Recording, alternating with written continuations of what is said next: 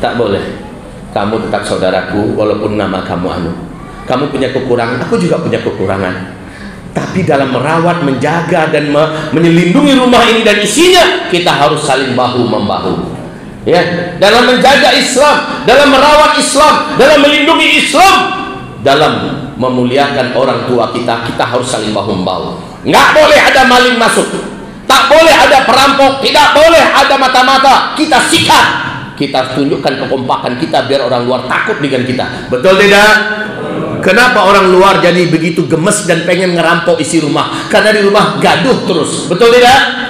Karena isi rumah kelahi terus, nggak kompak. Apa kata maling? Embat, sikat. Kenapa? Di dalam mereka tidak kompak. Diadu domba, Pak, sehingga kita menjadi lemah. Makin di akhir zaman kita makin parah persatuannya. Maka saudara-saudaraku yang kami muliakan, poin kedua ini, ya, kita mengumpamakan kita sebagai dalam satu rumah besar. Jangan tepuk dada, cuma saya yang benar dalam rumah ini. Hanya saya anak kandung dan pemilik sejati daripada rumah ini. Yang lain karena namanya tak sama, karena sifatnya tak sama, keluar. Dia bukan saudaraku. Wallahi dia sesat. Ajakannya menyesatkan. Dan orang macam ini tidak boleh didengar. Kita cenderung kepada orang-orang yang selalu mengajak kepada persatuan. Beda nama, tidak masalah. Beda sifat, tidak masalah. Yang penting masih sama-sama anak kandung dari ayah bunda kandung. Ya, rukun imannya masih sama, rukun Islamnya masih sama, Al-Qurannya masih ini sama, Rasulullah Nabi terakhirnya menjadi qudwah hasanahnya sama, kiblatnya masih sama. Lalu ada perbedaan, yang satu kunutan, yang satu tidak kunutan, nggak masalah. Yang satu bismillahnya jahar, yang satu bismillahnya sir, nggak masalah. Ada yang megangnya pas Allahu Akbar di dada diletakkannya tangannya, nggak masalah. Ada yang di bawah dada, ada yang di atas pusar, ada yang malah di bawah pusar, malah ada yang lepas tangan, nggak masalah. Bismillahirrahmanirrahim.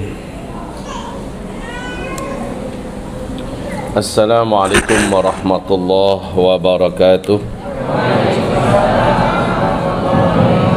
Bismillah.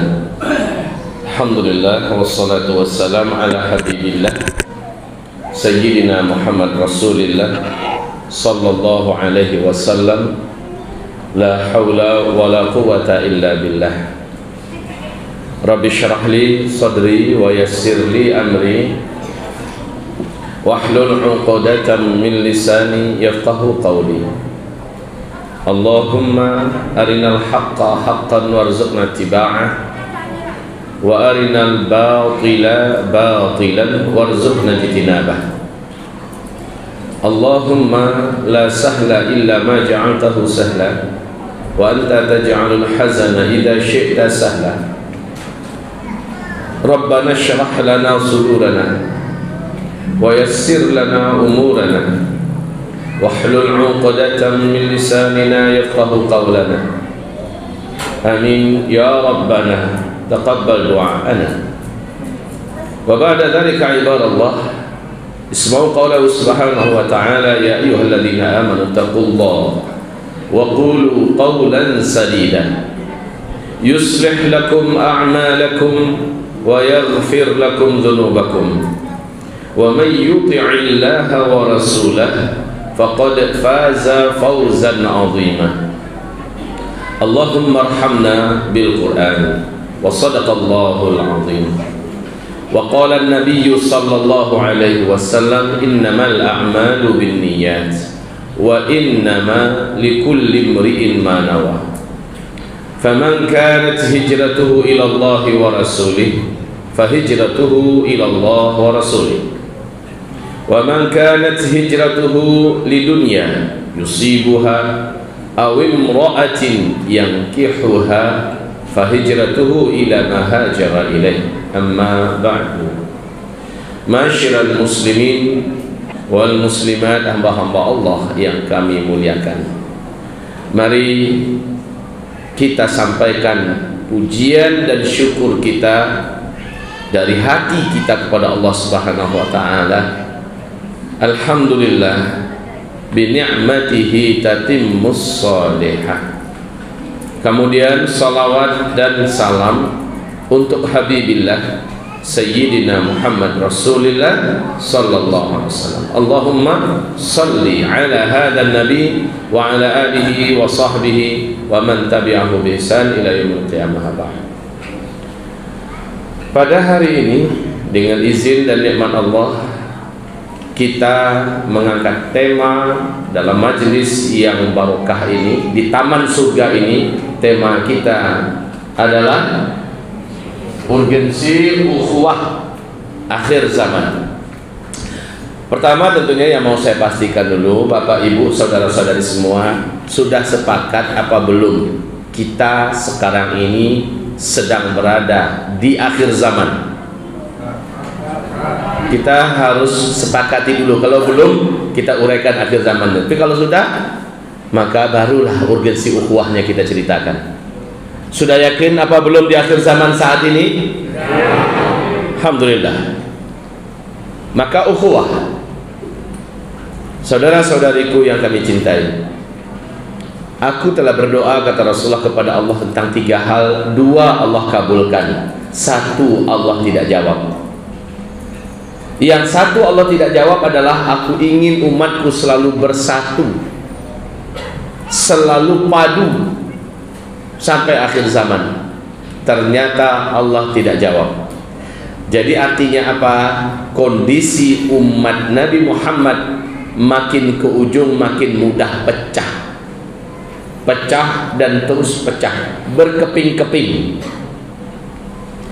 Kita pada hari ini kenyataan memang melihat hobi membuat yang baru, memberi nama dengan nama yang optimis, Persatuan Islam lah namanya, apa saja namanya, pokoknya bagus-bagus, sebagai bentuk optimisme kita buat mempersatukan kaum muslimin.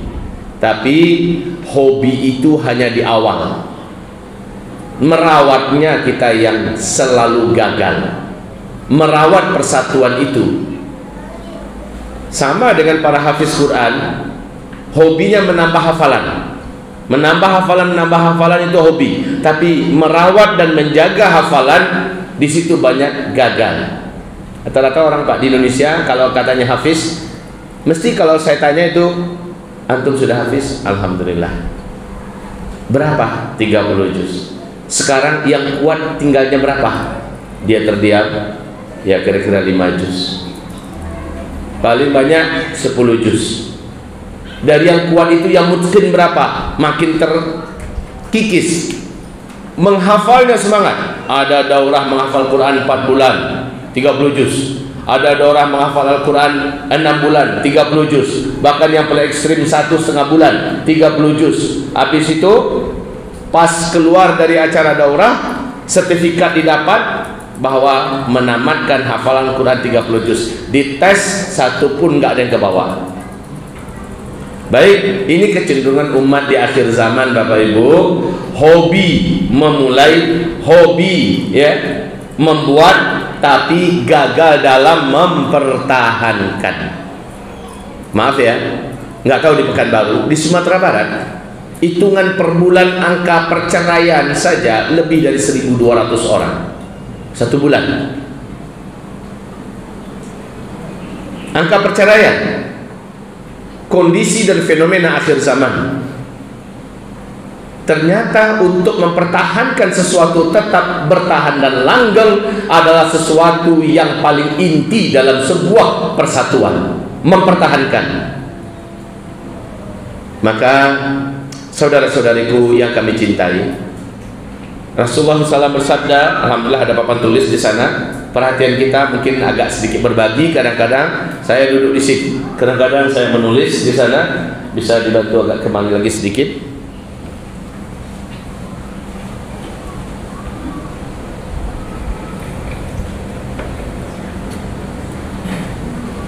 Ya, perhatikan papan tulis kita.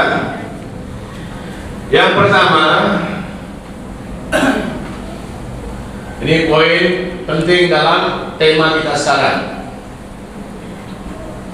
Fil wihdati wal jama'ati fil wihdati wal jama'ati, di dalam persatuan dan berjamaah, quwwatun wa rahmatun wa nusratun. Ya, nah ini dia. Di dalam persatuan, di dalam jamaah adalah kekuatan, adalah rahmat, adalah kemenangan. Kalau kita bersatu, kita kuat, kita dalam rahmat Allah terus, dan kita pasti akan dimenangkan oleh Allah Subhanahu wa taala. Lanjutnya, wa fil firqati atau furqati, wa fil firqati atau furqati wal ikhtilafi, wal ikhtilaf, dan di dalam perpecahan, di dalam perpecahan dan di dalam perselisihan, dha'fun wa 'adab. Dha'fun wa 'adab adalah kelemahan dan azab. Ya, ini dia yang pertama.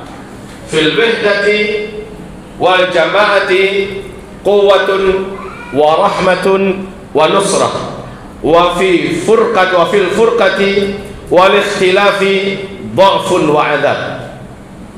Seluruh ulama Ahlus Sunnah wal Jamaah menyepakati kaidah ini, undang-undang ini.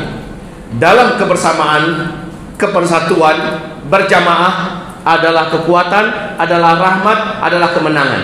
Dan di dalam perpecahan, perselisihan menyebabkan kelemahan dan adab. Kaum muslimin yang kami cintai, kapan sapu lidi jadi hebat? Ketika sapu lidi digabungkan dengan sapu lidi yang lain. Maksudnya itu lidi ya, lidi. Sekian banyak lidi-lidi yang ada disatukan dalam sebuah ikatan. Di tengah-tengahnya ada tangkai untuk menjadi pegangan, diikat dengan kencang. Insya Allah satu masjid ini sampai ke halaman-halamannya selesai sama dia. Semua sampah, semua sarok, semua kotoran beres sama dia. Tapi ketika dia hanya 5 batang lidi, 7 batang lidi, maka dia tidak akan bisa mengerjakan sesuatu yang hebat. Sementara di sisi lain, wahai Bapak Ibu kami muliakan, akhir zaman ini persatuan menjadi sesuatu yang memang diincar buat diporak-porandakan, khususnya setelah Dajjal lepas. Sekarang Bapak Ibu sudah sepakat apa belum ya? Dajjal saat ini masih terikat apa sudah lepas? Saya tanya lagi, Dajjal laknatullah alaih saat ini masih terikat apa sudah lepas? Sudah lepas. Pernah ngelihat dia ada lepas? Ada fotonya disebarkan di YouTube. Hah? Ya. Kita belum pernah ngelihat wujud aslinya Dajjal. Kalau dia dikatakan sudah lepas, mesti ada beritanya. Oh, tapi Buya sendiri kok yang ceramahkan. Wah, kan gitu dibalik ke saya. Buya sendiri ceramahkan bahwa udah lepas. Saya katakan, saya belum pernah salaman dengan Dajjal. Saya belum pernah foto selfie dengan Dajjal. Belum pernah minta tanda tangan Dajjal, dan na'udzubillah. Akan tetapi tanda-tanda Dajjal itu dilepaskan ada 3 kata Rasul. Ini yang dulu kita uraikan di mana-mana ya. Dan 3-tiganya sudah terjadi di Palestina. Maka jarak antara Dajjal lepas dengan dia muncul ke tengah-tengah manusia ada rentang waktu, itu selama 40 kata Nabi. Dalam hal ini Abu Hurairah tidak mau menjelaskan apakah 40 jam jaraknya setelah dia lepas baru dia muncul ke tengah-tengah manusia menyebarkan puncak fitnahnya, apakah 40 hari, apakah 40 minggu, apakah 40 bulan atau 40 tahun, wallahu alam. Karena Rasulullah tidak mau memastikan, maka tak beradab kalau kita juga berani memastikan. Sangat tidak beradab. Hanya sejak 40 bahwa tanda-tandanya Dajjal sudah lepas sudah. Namun setelah Dajjal lepas, ngapain dia? dia membebaskan semua setan-setan terkuat, setan-setan terjahat yang dibelenggu oleh Nabi Sulaiman alaihissalam. Setan-setan inilah yang ditugaskan untuk menyebarkan kekacauan di seluruh muka bumi dan memecah belah persatuan umat Nabi Muhammad di akhir zaman. Coba lihat sekarang, jamaah dan kelompok apa yang hari ini yang bisa bertahan, Pak? Pecah semuanya. Sebut apa saja yang menurut kita paling ikhlas. Sebutkan nama jamaahnya, nama kelompoknya, pasti pecah. Pasti pecah. Kenapa? Apa mereka kurang ikhlas? Ikhlas? Apa mereka kurang apa ya? Karena kalau orang ikhlas itu kan harusnya tidak bisa diganggu setan. Harusnya setan tidak bisa menguasainya. Lalu kenapa bisa? Saya katakan, saudaraku yang kami cintai, fenomena yang cukup membuat kita terkejut adalah saudara seiman kita, macam Jama'atut Tabligh. Betapa mereka solidnya, betapa mereka hebatnya, betapa mereka ikhlasnya, betapa mereka kuatnya dalam berdakwah. Tapi tsunami perpecahan ini tidak bisa dielakkan. Terjadi juga. Saya dulu mempelajari berbagai macam aliran-aliran dan kelompok-kelompok di Indonesia. Semuanya pecah berkeping-keping. Dulu saya tahun 89 sampai 92 saya pernah di NII. Katanya NII-nya garis lurus, jalur konstitusi. Saya pernah itu. Waktu itu masih di pondok pesantren. Ajaran-ajarannya saya serap. Kemudian ketika kami ke Timur Tengah, kami belajar tauhid dari pusat sumbernya. Kami belajar akidah, kami belajar tafsir, kami belajar hadis, kami belajar fikih dan sebagainya. Kami temukan ada beberapa hal yang sangat urgen, sangat inti dan vital dalam Islam yang NII tidak demikian. Pulang, kami bertekad meluruskan. Ketika tekad kami ditolak, ketika niat kami tidak diterima, ketika keberadaan kami tidak menjadi perbaikan, maka kami ikrarkan lepas dari NII. Saya, Ustadz Jal Fatullah Ansari, Ustadz Irfan dan Ustadz Kamrianto, kami menyatakan lepas. Dan saya umumkan di mimbar, jangan bergabung dengan NII, karena mereka tidak mau meluruskan titik-titik pemahaman mereka yang keliru dan salah. NII pecah berkeping-keping. Begitu juga setelah itu saya stuck. Saya masuk ke Jamaah Tabligh dalam artian diminta untuk menjadi ulama yang ikut memberikan pencerahan dan sebagainya. Kemudian saya berjumpa dengan Ustaz Abu Bakar Ba'asyir. Waktu itu masih di MMI. Ya, ada Ustaz Abu Jibril. Figur-figur ini saya cintai. Kami bertemu yang menjadikan saya merapat dan bergabung dengan MMI. Nah, alhamdulillah untuk sementara dan semoga bertahan sampai hari ini MMI tetap eksis dan tidak pecah. Tetapi Ustadz Abu Bakar Ba'asyirnya menyatakan keluar dan lepas dari MMI, membuat lagi jaringan baru, aliran, bukan aliran ya, tetapi organisasi baru. Dan saya setelah melihat semua fenomena, akhirnya sudahlah, saya tidak mau berada dimanapun organisasi dakwah apa segala macamnya, tapi saya nobatkan diri ini sebagai milik semua umat. Siapapun yang mengundang saya, meminta saya, menjadikan saya sebagai gurunya, atau menginginkan saya duduk di tengah-tengahnya, saya hadir, Pak. Mau itu partai, mau itu organisasi, mau itu lembaga, mau itu yayasan, mau pondok pesantren, apa saja. Apakah dia tarekat, apakah dia salafiyah, apakah dia apa, siapa saja yang datang, maka saya jadikan mereka saudara seimanku selagi masih syarat pada dirinya syarat-syarat ahlus sunnah wal jamaah. Jadi Bapak Ibu yang kami muliakan, dengan ini sekarang apalagi dengan pecahnya partai-partai Islam ya, pecah berkeping-keping, ini mendirikan ini mendirikan ini, masing-masing mencoba menyampaikan pada saya, ayo gabung Buya, mari inilah dia kekuatan umat dari sini. Wah, masing-masing dengan bahasanya, dan mereka masing-masing adalah orang-orang yang saya cintai, orang-orang yang menjadi sahabat perjuangan dan dakwah saya. Saya tolak dengan lembut, dengan baik, dan saya katakan barakallahu fikum, lanjutkan perjuangannya, tetapi saya tetap pada posisi di mana semua umat melihat saya adalah orang yang masuk dalam ikhwan mereka, saudara mereka, dalam hati, dalam pikiran, dalam perjuangan. Jadi begitu Bapak Ibu. Karena fenomena perpecahan itu menyakitkan. Baik.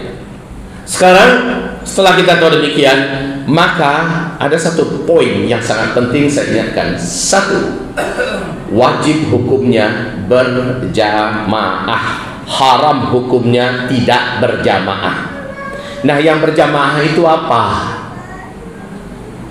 Kata Umar bin Khattab dalam Sahih Bukhari Muslim, la islama illa bil jamaah. Tidak ada Islam kecuali dengan berjamaah. Wala jama'ata illa bis sam'i wat ta'ah. Dan tidak ada jamaah kecuali siap mendengar, siap mematuhi. Itu yang jamaah, Pak. Saya ulangi Ibu, tidak sah berislamnya seseorang, tidak dianggap seseorang itu menjadi muslim, muslimah sampai dia mau berjamaah.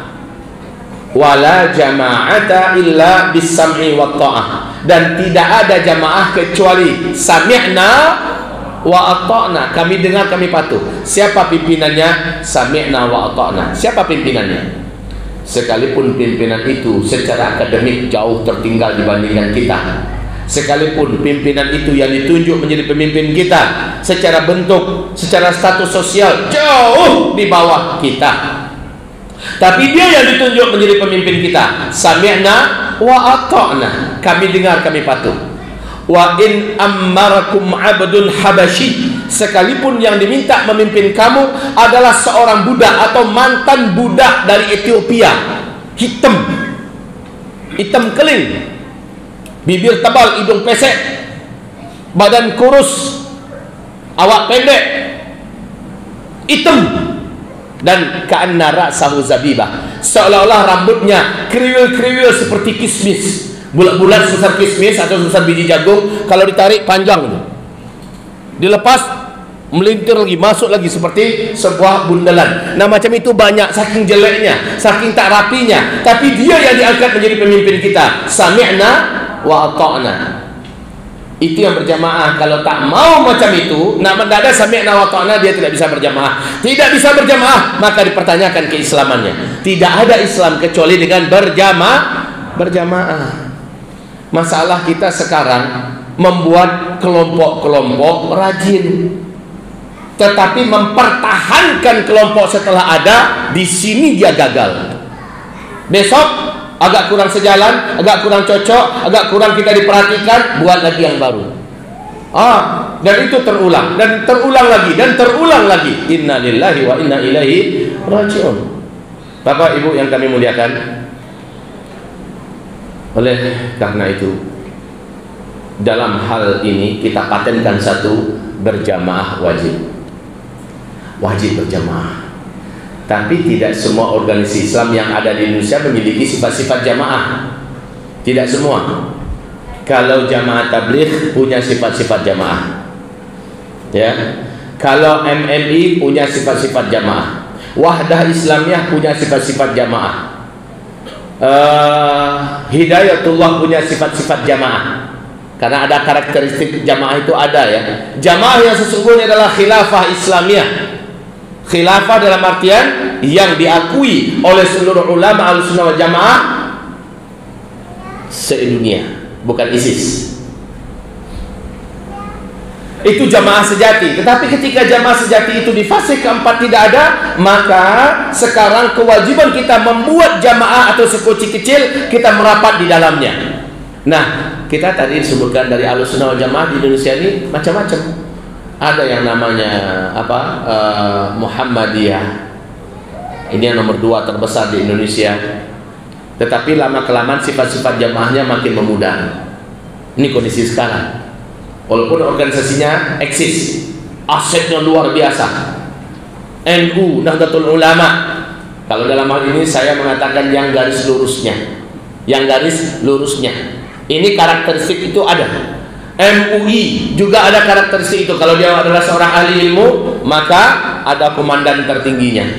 Namun dalam hal ini Kalau dikatakan MUI jamaah, tidak. Karakteristik jamaah itu tidak pekat dan tidak kelak di MUI. Tapi di FPI yang kemarin dikatakan sebagai organisasi terlarang di Indonesia, FPI itu memiliki karakteristik jamaah. Ya. Semacam persis memiliki karakteristik jamaah.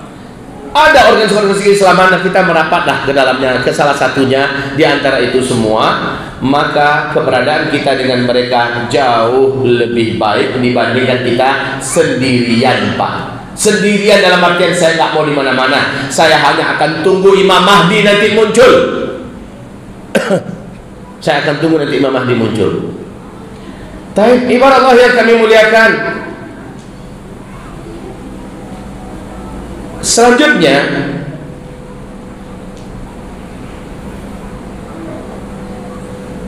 bila kita berkaca dengan kejadian yang dialami oleh saudara kita di mana, di Afghanistan, ya, mereka menegakkan prinsip berjamaah dan lihat jumlah mereka sangat sedikit. Pasukan militer terlatih yang dilatih oleh Eropa dan Amerika 300.000 dengan senjata terlengkap, di luar daripada pasukan asli dari Amerika, dari seluruh negara-negara besar di Eropa, bercokol di Afghanistan. Pemerintahan boneka yang dibuat oleh Amerika dan NATO yang ada di Afghanistan, seluruhnya kaum muslimin melawan 60.000 saja. Pasukan Taliban yang senjatanya ala kadarnya, pasukan santri. Tapi karena mereka menjalankan sistem jamaah, quwwah, mereka mengalami kekuatan yang dahsyat. Rahmah, Allah curahkan rahmat buat mereka. Nusrah, Allah menangkan mereka. Itu karena mereka menegakkan prinsip jamaah. Nah, sekarang saya sampaikan kepada Bapak Ibu poin kedua. Setelah yang pertama tadi bahwa berjamaah itu adalah wajib, poin keduanya, karena tidak adanya jamaah dalam artian yang sesungguhnya itu khilafah Islamiyah pada fase kita sekarang, sekoci-sekoci kecil yang kita bentuk sebagai jamaah itu dululah, gabung dulu ke sana, daripada kita berenang-renang di atas permukaan air laut yang sangat ganas ini. Bagus kita masih ada di sekoci, itu lebih baik sampai kita menemukan kapal induk. Paham Pak? Kalau ada kapal induk, merapat kita. Kalau sekarang lebih baik di kapal-kapal kecil, di sekoci. Nanti ketemu kapal yang lebih besar, merapat ke sana. Sementara seperti itu nasihat saya Bapak Ibu. Namun bagaimana sikap kita antara satu sekoci dengan sekoci yang lain, satu kapal kecil dengan kapal kecil yang lain? Saya mengibaratkan, dan maaf ya bahasanya, Rasulullah SAW mengumpamakan Islam ini persis seperti sebuah rumah. Ada pondasinya, yaitu akidah dan tauhid iman. Ada tiang-tiangnya, yaitu menjalankan syariat Islam dalam artian mulai dari sholat, rukun-rukun Islam yang 5. Kemudian ada dindingnya, yaitu puasa. Ada sekat-sekat di dalamnya, yaitu membayar zakat. Ada lotengnya, yaitu haji. Dan ada kuda-kudanya. Di sini nanti akan dipasangkan atap ya. Di atas kuda-kuda itu dipasangkan atap. Bagi para tukang ngerti. Nah, kuda-kuda itu adalah pemerintahan Islamnya. Di atasnya adalah seng. Seng dialah yang menjadi mujahidinnya, dan dia adalah jihad. Makanya jihad pucuk tertinggi daripada Islam. Kaum muslimin yang kami muliakan, penduduk yang ada di dalam rumah itu mereka adalah bersaudara. Penduduk yang ada dalam rumah itu bersaudara. Selagi rumahnya memang rumah yang sama, selagi dia tinggal di rumah yang sama, orang tuanya sama, maka mereka adalah bersaudara. Ini renungan ya, bersaudara. Sekarang di Pekanbaru ada beberapa nama gerakan para pemuda dan pemudi. Apapun namanya terserah. Saya lihat kalau macam saya Pak, istri saya di rumah, saya sebagai suaminya, 7 orang anak saya. Nama anak saya itu saya kasih berbeda-beda. Yang pertama namanya Fulan, yang kedua Fulan, yang ketiga Fulana, Fulana, Fulana, dan Fulan, Fulan. Saya kasih nama yang berbeda-beda. Bentuk mereka juga beda-beda, walaupun ayah bundanya sama.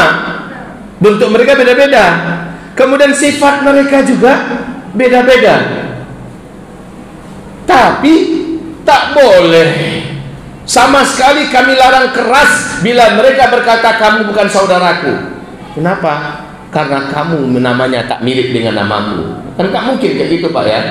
Kamu bukan saudaraku. Kenapa? Karena kamu tak mirip dengan aku. Kamu dengan aku harus mirip, baru kita bersaudara. Lah nggak boleh, nggak bisa kayak gitu Pak. Anak saya 7 orang tuh beda-beda semuanya bentuknya. Nama beda, bentuk beda, sifat beda. Cuma tinggalnya di rumah yang sama, orang tuanya sama. Kita umpamakan begitu juga. Kita rumah besar kita Islam. Orang tua dalam rumah itu adalah Al-Quran dan Sunnah. Yang beda-beda itu nama kelompok. Nama kelompok boleh beda. Karakter kelompok ini beda. Yang ini sibuknya di pendidikan, yang ini sibuknya di Tibbun Nabawi, yang ini sibuknya di dakwah, yang ini sibuknya di ekonomi. Apapun itu silakan beda-beda ya Pak ya. Tidak apa-apa. Yang ini kekurangannya di sini, itu kekurangannya di situ. Masing-masing kekurangan itu normal. Tanda dia manusia. Tapi mbok ya tolong saling menghargai, saling mengakui kamu tetap saudaraku walaupun namamu beda dengan namaku. Saya adalah Muhammadiyah, kamu adalah NU. Tapi kita sama-sama Ahlus Sunnah wal Jamaah. Rumah kita Islam. Al-Quran kita tetap Al-Quran yang sama. Panduan kita tetaplah Rasulullah. Ibarat sebagai orang tua kita. Begitu ya Pak ya Bu? Boleh tidak kita mengatakan NU, saya Muhammadiyah, karena kamu bukan orang Muhammadiyah, kamu bukan saudara saya? Ya nggak boleh kayak gitu. Anak saya yang tertua namanya Umar Hazam Al-Banna. Dia tidak boleh mengatakan pada adiknya, dek, nama kamu Muhammad Imam Al-Munshi kan? Jadi karena kita beda nama dek, kamu bukan adikku.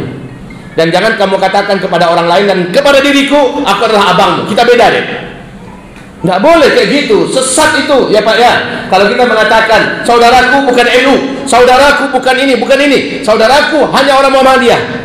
Begitu juga orang NU berkata, hanya orang NU saja yang saudara kita, yang bukan NU bukan saudara kita. Sesat itu.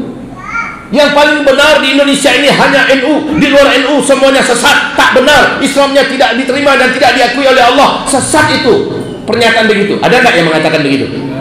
Ada. Berarti itu sesat. Pernyataannya sesat. Saya tidak usah sebut nama ya. Kita semua sudah sama-sama tahu. Pernyataan macam itu ada. Tak boleh. Kamu tetap saudaraku walaupun nama kamu anu. Kamu punya kekurangan, aku juga punya kekurangan. Tapi dalam merawat, menjaga dan menyelindungi rumah ini dan isinya, kita harus saling bahu membahu. Ya, dalam menjaga Islam, dalam merawat Islam, dalam melindungi Islam, dalam memuliakan orang tua kita, kita harus saling bahu membahu.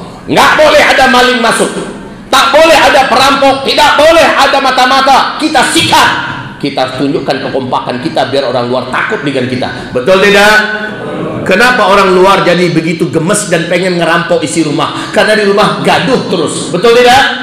Karena isi rumah kelahi terus, nggak kompak. Apa kata maling? Embat, sikat. Kenapa? Di dalam mereka tidak kompak. Diadu domba Pak, sehingga kita menjadi lemah. Makin di akhir zaman kita makin parah persatuannya. Maka saudara-saudaraku yang kami muliakan, poin kedua ini ya, kita mengumpamakan kita sebagai dalam satu rumah besar. Jangan tepuk dada, cuma saya yang benar dalam rumah ini. Hanya saya anak kandung dan pemilik sejati daripada rumah ini. Yang lain karena namanya tak sama, karena sifatnya tak sama, keluar. Dia bukan saudaraku. Wallahi dia sesat. Ajakannya menyesatkan. Dan orang macam ini tidak boleh didengar. Kita cenderung kepada orang-orang yang selalu mengajak kepada persatuan. Beda nama, tidak masalah. Beda sifat, tidak masalah. Yang penting masih sama-sama anak kandung dari ayah bunda kandung. Ya, rukun imannya masih sama, rukun Islamnya masih sama, Al-Qurannya masih ini sama, Rasulullah Nabi terakhirnya menjadi qudwah hasanahnya sama, kiblatnya masih sama. Lalu ada perbedaan, yang satu kunutan, yang satu tidak kunutan, nggak masalah. Yang satu bismillahnya jahar, yang satu bismillahnya sir, nggak masalah. Ada yang megangnya pas Allahu Akbar di dada, diletakkannya tangannya, nggak masalah. ada yang di bawah dada, ada yang di atas pusar, ada yang malah di bawah pusar, malah ada yang lepas tangan. Enggak masalah. Yang masalah adalah yang enggak sholat. Yang lain-lain enggak masalah. Begitu Pak. Coba, maaf, karena ada satu kelompok saat ini muncul di seluruh dunia, wabil khusus di Indonesia. Kelompok ini sekali lagi hanya mengklaim mereka saja yang paling benar, di luar mereka seluruhnya tidak benar. Yang berhak menjadi ahli surga dan pasti masuk surga cuma kelompok mereka, di luar kelompok mereka ahli neraka. Ustadz yang harus dengar pengajiannya adalah ustadz di kelompok mereka, di luar ustadz dari kelompok mereka adalah ahli neraka. Bahkan mereka gelari dengan kilabun nar, anjing-anjing neraka. Innalillahi wa inna ilaihi rajiun. Ustadz Abdul Somad anjing neraka, Ustadz Adi Hidayat anjing neraka, Ustadz Bakhtiar Nasir anjing neraka, Habib Rizik anjing neraka, Zulkifli Muhammad Ali anjing neraka. Ada Islam ngajarin kayak gitu? Lalu agama apa yang mereka sedang ajarkan? Katanya paling sahih, ini ayat, ini hadis sahih. Ayat, iya ayatnya, hadisnya, tapi akhlaknya nggak sahih. Kita tidak boleh memiliki klaim bahwa kitalah yang paling benar. Ini pernyataan iblis saat ditanya oleh Allah, iblis, kenapa kamu kayak gini sekarang? Kamu sebelumnya adalah waliku, kamu sebelumnya adalah orang yang sangat dekat denganku, aku mencintaimu. Kenapa kamu seperti ini sekarang? Apa kata iblis? Ana khairun minhu, saya lebih baik daripada Adam, saya lebih senior, saya lebih teruji, saya harusnya lebih dihormati. Jadi maaf ya Allah, perintahmu nggak logik, nggak masuk akal. Jadi untuk yang satu itu saya tolak. Begitu iblis. Dia menganggap dirinya lebih baik. Padahal iblis sebelumnya namanya Azazil, dia adalah waliullah. Bangsa jin itu waliullah. Tapi ketika dia menganggap dirinya lebih baik, Allah nyatakan aba wastakbara. Dia enggan menjalankan perintah Allah dan dia melihat dirinya lebih baik daripada Adam. Wa kana minal kafirin, adalah iblis itu termasuk di antara orang yang kafir. Allah menyatakan dia kafir, padahal dia waliullah lah ya. Jadi kalau ada orang menganggap dirinya lebih baik, meremehkan orang lain, maka dia adalah the next iblis. Ya, iblis berikutnya menganggap dirinya lebih baik. Naudzubillah. Bu, menganggap diri kita berada di atas jalan yang benar boleh, tapi menganggap orang lain tidak benar perlu dipertanyakan. Yang baik itu seperti pernyataan Imam Syafi'i lah. Imam Syafi'i berkata, saya merasa yakin saya sedang berada di atas kebenaran, dan orang yang di luar saya mungkin tidak benar karena tak sesuai dengan saya. Namun peluang mereka juga berada di atas kebenaran ada, kata Imam Syafi'i. Peluang saya untuk tidak benar juga ada. Jadi begitu Pak. Tidak mengklaim semata-mata saya langsung benar, enggak kayak gitu. Bahkan sebelum meninggalnya Imam Syafi'i berpesan, fatwa-fatwa saya bila di suatu hari ke depan berbenturan dengan hadis sahih, tolong kalian lepaskan fatwa saya, tinggalkan fatwa saya, ambil hadis sahih itu, karena itulah mazhab saya, kata Imam Syafi'i. Jadi Imam Syafi'i nggak ngajarkan fanatik Pak. Imam Syafi'i mengatakan mazhab saya adalah mana yang dalilnya lebih kuat dan lebih sahih. Itu ajaran Imam Syafi'i. Hal yang sama diucapkan oleh gurunya Imam Malik bin Anas. Coba Pak Ibu, bagaimana kelas level imam-imam mazhab ini kerennya Pak, demi mereka menjaga persaudaraan, kerennya luar biasa. Beberapa contoh indah saya contohkan sekarang ini, dan ini level mereka saja yang jelas-jelas berilmunya, kayak begitu mulianya mereka. Kayaknya kita kalau mau meniru saat ada perbedaan, nih sangat layak kepada mereka. Contoh suatu ketika Imam Ahmad bin Hanbal dengan muridnya menjadi makmum di belakang Khalifah Harun al-Rashid. Sementara Harun al-Rashid baru saja selesai berbekam. Dalam mazhab fikih Imam Ahmad bin Hanbal, berbekam membatalkan wudhu. Itu mazhabnya Imam Ahmad bin Hanbal, berbekam membatalkan wudhu. Dan ini juga sesuai dengan mazhabnya Imam Abu Hanifah atau mazhab Hanafi, membatalkan wudhu. Sementara Harun ar-Rasyid memegang mazhab Imam Malik bin Anas yang sama dengan Imam Syafi'i, yaitu berbekam tidak membatalkan wudu. Itu menurut Imam Malik bin Anas dengan mazhab Maliki, dan Imam Syafi'i dengan mazhab Syafi'i. Mereka mengatakan tak batal wudu. Khalifah Harun ar-Rasyid memegang mazhab yang ini. Beliau memegang mazhab Maliki. Kaum muslimin, Imam Ahmad bin Hanbal di belakang. Muridnya bertanya, guru akan jadi makmum? Iya. Beliau kan baru siap berbekam, guru. Menurut yang guru ajarkan, berbekam kan membatalkan wudu. Lah dia belum berwudu. Khalifah Harun ar-Rasyid belum berwudu. Apa kata Imam Ahmad bin Hanbal? Luar biasa, Pak. Bu, kita teladani, kita contohin. Apa kata Imam Ahmad bin Hanbal? Ya, saya fatwakan bahwa berbekam membatalkan wudu. Tetapi orang yang diikuti oleh Khalifah Harun ar-Rasyid juga orang yang berilmu. Dialah Malik bin Anas dan Imam Syafi'i. Menurut Malik bin Anas, Imam Syafi'i habis berbekam tidak membatalkan wudu, dan dia memegang pendapat itu. Saya menghormati pendapat tersebut.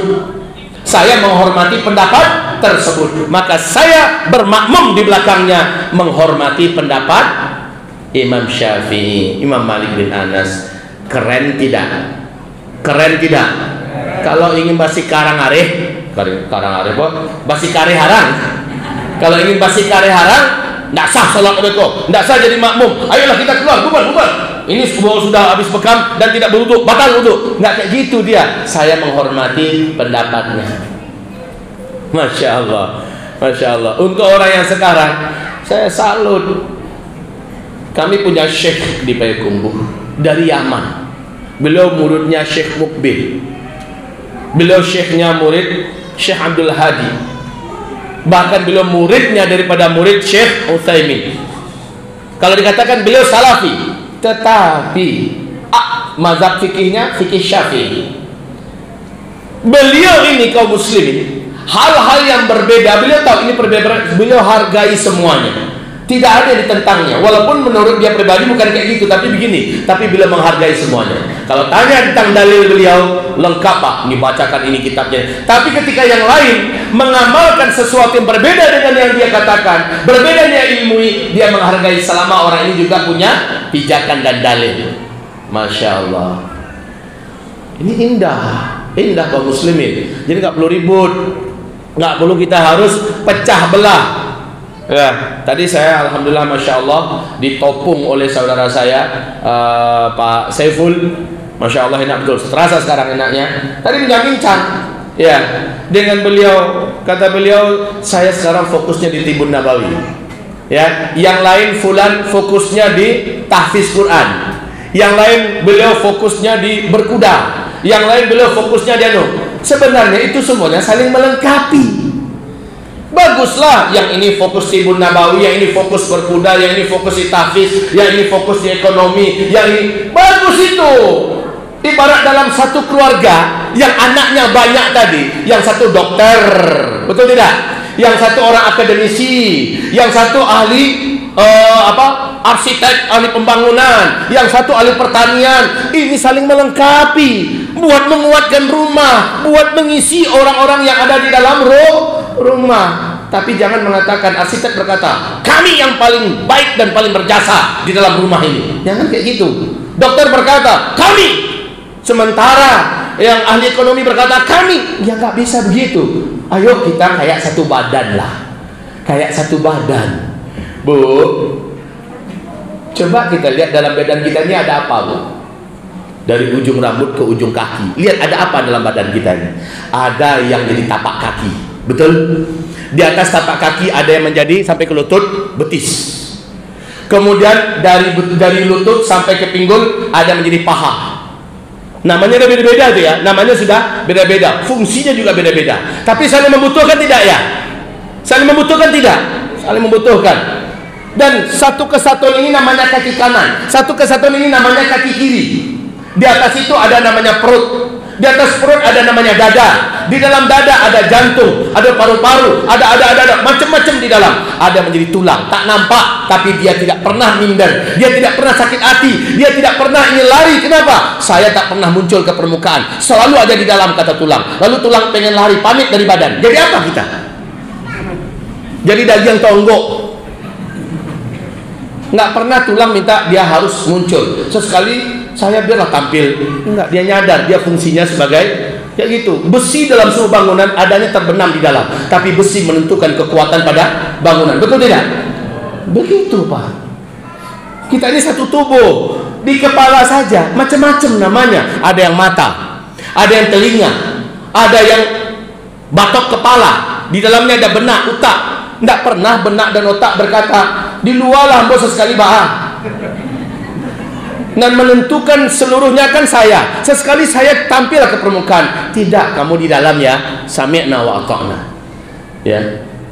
Begitu. Nama beda-beda tapi saling membutuhkan. Ayo saudaraku, ada satu komando, yaitu hati. Hatilah komando tertingginya.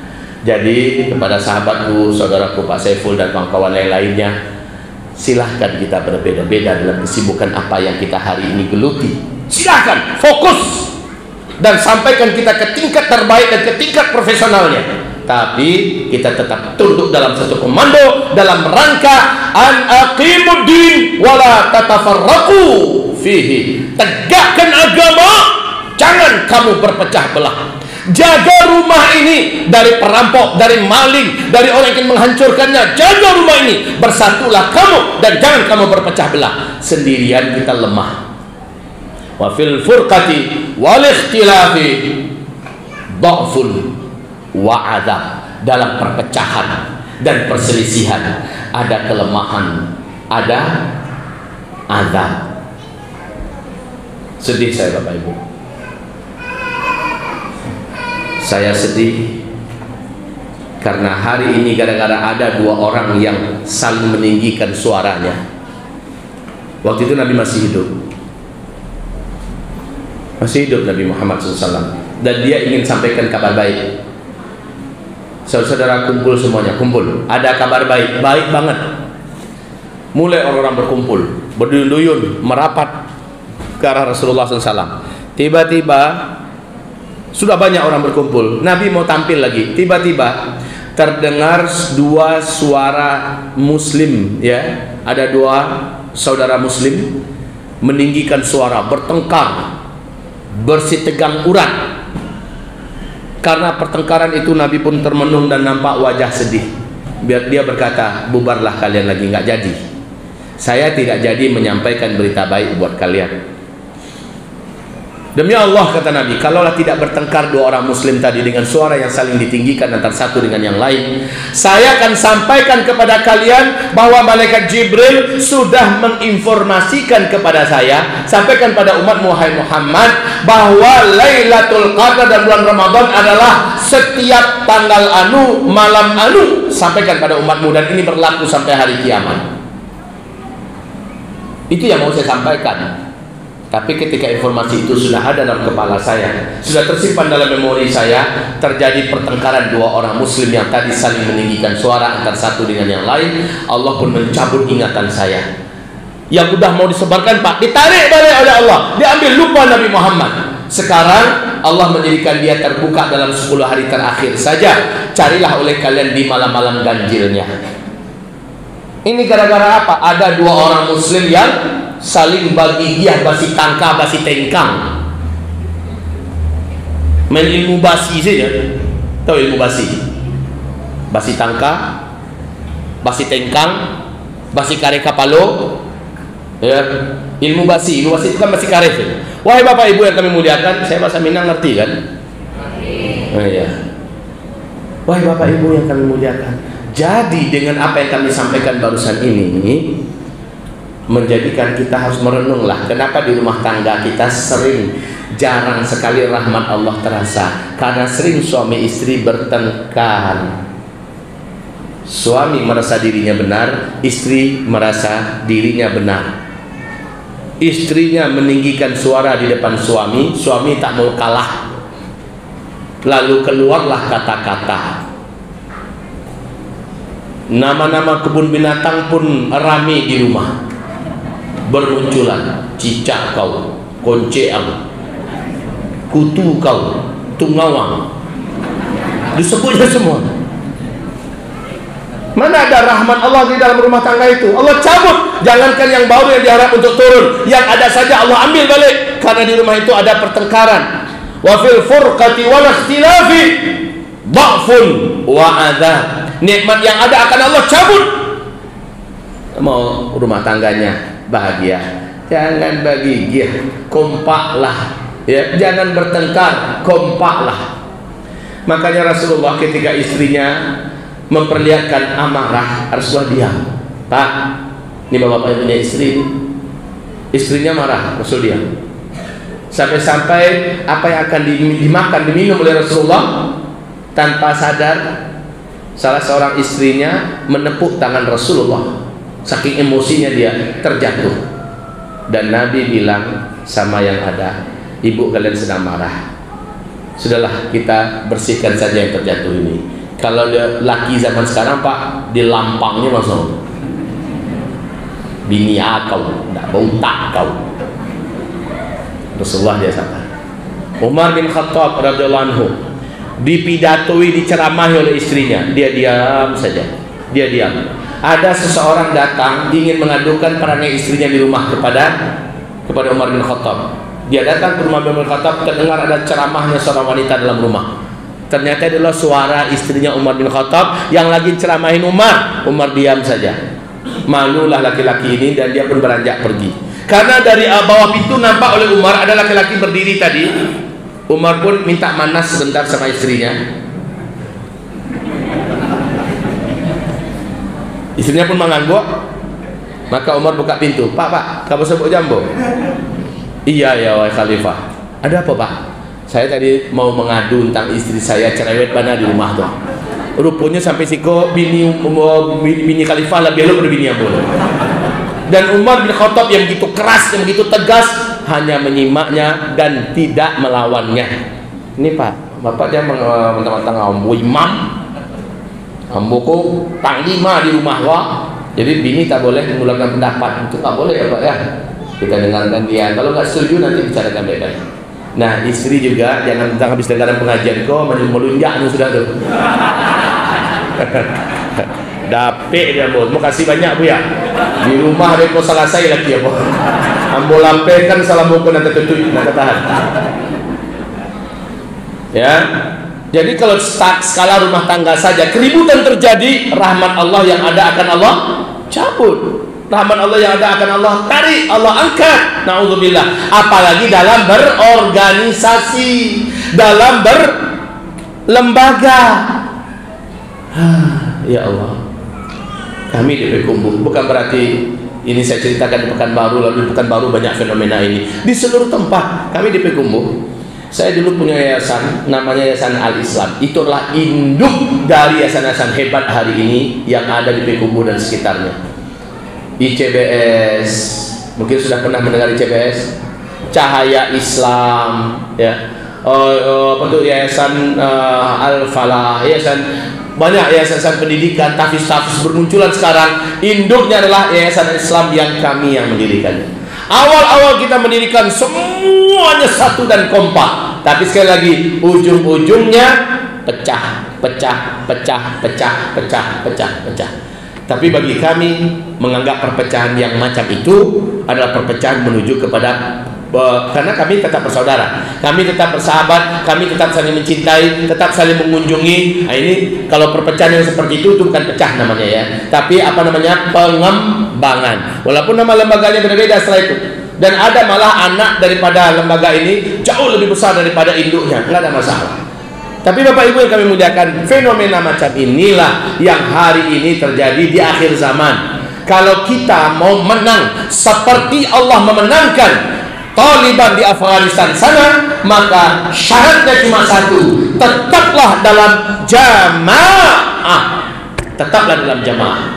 Karena di Indonesia ini jihad dalam artian perang belum ada, maka jamaah yang ada, kita berada di mana sekarang? Saya sekarang berada di Anu, saya sekarang tidak apa-apa, selagi masih Ahlussunnah wal Jamaah, teruskan situ. Buya, boleh nggak kami loncat dari satu jamaah ke jamaah yang lain, tapi lebih baik daripada ini? Saya katakan, yakinilah apa yang kau lakukan dengan ilmu. Kalau memang situ lebih baik, boleh kau pindah, diminta izin pada yang lama. Setelah itu bertekadlah, bersumpahlah engkau akan tetap mencintai yang lama, engkau akan tetap memuliakan dan membela nama baik yang lama, menutup aibnya, tidak menceritakan di tempat yang baru. Silakan. Bisa enggak begitu? Kalau bisa, silakan. Tetap silaturahmi dijaga, tetap hubungan, pertemuan, undangan dilanjutkan. Jangan sampai ambo nak ketuju mo jemaah yang lama tu dah. Bagus itu. Nyo tagak kadai ini tagak. Nama dusinya pakai cadar tapi munculnya cipih. Kenapa ceritakan pula ke orang lain kekurangan daripada jemaah yang lama? Kalau ada oknum yang tak benar jemaah itu, jangan jemaahnya disalahkan. Bapak, Ibu, oke ya. Sampai di sini saya menganjurkan persaudaraan itu kita kembalikan kepada sebuah sebutan besar. Kita sesama muslim, kita sesama ahlus sunnah wal jamaah, kita sesama penghuni sebuah rumah besar. Ayo kita muliakan kedua orang tua kita. Kita jadikan mereka yang kita dengar, kita patuhi Al-Quran dan Sunnah. Yuk kita sama-sama jaga rumah besar ini. Ini tempat tinggal kita, inilah lambang kehormatan kita. Jangan kita mengatakan saya saja yang paling baik, kamu tidak. Saya yang paling senior, kamu harus tunduk pada saya. Nggak boleh kayak gitu. Kita saling mewarnai, saling mengisi, saling menutupi, saling menguatkan, dan seterusnya. Allah akan menjadikan rumah ini kembali terhormat, Pak. Kalau ini tidak, rumah awak dibongkar orang, pintu dijebol orang, jendela ala dikupak orang. Dia nggak tahu uang banyak masuk ke dalam Islam gini doh, betul tidak? Orang-orang munafik dari berbagai penjuru rumah masuk. Kenapa orang di rumahnya nggak kompak? Itu jadi masalah. Sibuk dengan dirinya, dan itu kesibukannya memang sengaja diciptakan oleh musuh-musuh Islam. Kalaulah kita sadari kembali dari Pekanbaru inilah kita memulai. Saya berharap, tapi Buya, memang ada guru-guru kita yang ngajak untuk jangan dengarkan pengajian yang lain, jangan dengarkan guru yang lain. Maaf Pak, Bu, bila ada himbauan yang semacam itu, alasan mereka perlu dipertajam. Apa alasannya? Maaf Pak, Ibu, justru yang harus kita curigai adalah bila ada guru ustadz ulama yang mengajak untuk mengatakan kelompok jalah yang paling benar. Perlu kita curigai itu, ya, perlu kita waspada. Kalau dia mengatakan cuma kelompok ini, hanya tarekat ini, hanya organisasi ini, hanya partai ini, hanya lembaga ini, hanya, kalau sudah begitu katanya yang lain tak benar, maka bertahanlah di sini. Itu sudah wajib kita curigai. Karena orang Yahudi berkata Yahudilah yang benar, Nasrani tak benar. Orang Nasrani berkata Nasranilah yang benar, Yahudi tak benar. Kata Yahudi, orang Yahudilah yang masuk surga, Nasrani masuk neraka. Kata orang Nasrani yang masuk surga, Yahudi masuk neraka. Ketika Islam datang, Islam masuk neraka, cuma kami yang masuk surga. Kalau itu kita buat juga Pak, maka ini dikatakan dalam kitab 72 perangai jahiliyah yang ditiru oleh umat Nabi Muhammad di akhir zaman. Salah satunya mengklaim saya yang paling lurus, saya yang paling baik, saya yang paling benar, saya yang berhak masuk surga, hanya saya yang di Shiratal Mustaqim, selain saya sesat, selain saya masuk neraka, selain saya pengikut setan dan sebagainya. Maka jelas kelompok itu sudah perlu kita tinggalkan. Ini kunci. Ini kunci. Baik. Cukup atau kita lanjut? Sampai jam selesai. Saya tambah sedikit. Ada hal yang agak sering saya sosialisasikan sekarang ini tentang penyebutan. Ini salah satu di antara fenomena orang-orang pecah, Pak. Yaitu ketika muncul istilah bid'ah.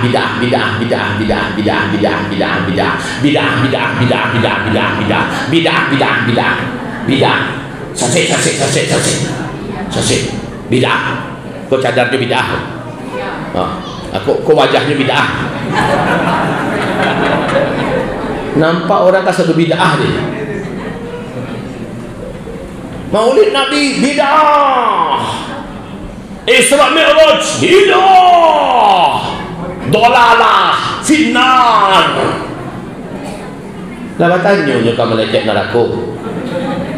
Sudah pernahkah dia menjadi panitia akhirat sehingga dia berani mengatakan yang ini di neraka, kami yang di surga? Inna lillahi wa inna ilaihi raji'un. Imam Syafi'i, mazhab yang kita pakai di Indonesia, mazhab Syafi'i. Ini tentang masalah fenomena Maulid Nabi contohnya ya. Imam Syafi'i, beliau berkata dalam Islam ini ada 3 hal. Yang pertama disebut dengan ta'ah, yang kedua disebut dengan qurbah, dan yang ketiga disebut dengan jibillah. Ta'ah adalah menjalankan semua perintah-perintah Allah, baik perintah yang wajib-wajib atau perintah meninggalkan yang haram-haram. Dan ini dalilnya harus jelas, yaitu Al-Quran dan hadis Nabi yang sahih. Itu ta'ah. Saya ulangi, ta'ah adalah menjalankan ketaatan terhadap perintah-perintah Allah yang wajib dikerjakan dan meninggalkan seluruh larang-larangan yang wajib untuk ditinggalkan. Dalilnya harus ada itu, Al-Quran dan Sunnah. Itu kalau ta'ah. Qurbah, apa itu qurbah? Upaya mendekatkan diri kepada Allah, tapi wajib mencontoh Rasulullah. Mendekatkan diri pada Allah, wajib mencontoh Rasulullah dan mencontoh 3 generasi awal Islam. Dalam Sahih Bukhari Muslim, 3 generasi awal Islam, yaitu Rasul dan para sahabat di generasi pertama. Yang generasi kedua yaitu level tabi'in, yaitu anak-anak para sahabat. Dan yang ketiga tabi'in, level cucu-cucunya sahabat. Kata Nabi, 3 generasi ini benar mereka memahami agama, benar mereka menjalani agama, benar mereka mengeluarkan fatwa tentang agama, mereka ditiru, mereka diikuti, mereka dijadikan teladan. Yang 3 generasi ini. Tapi di luar itu Nabi tidak merekomendasikan. Maka dalam hal qurbah wajib mencontoh Rasulullah, sahabat, tabi'in dan tabi'in, titik qurbah. Tapi yang ketiga namanya jibillah. Jibillah itu apa? Alat dan sarana menjalankan ta'ah dan qurbah. Alat dan sarana. Pergi haji untuk orang yang sudah mampu wajib atau tidak? Wajib. Sekarang naik pesawat, pesawat itu wajib nggak pergi haji naik pesawat?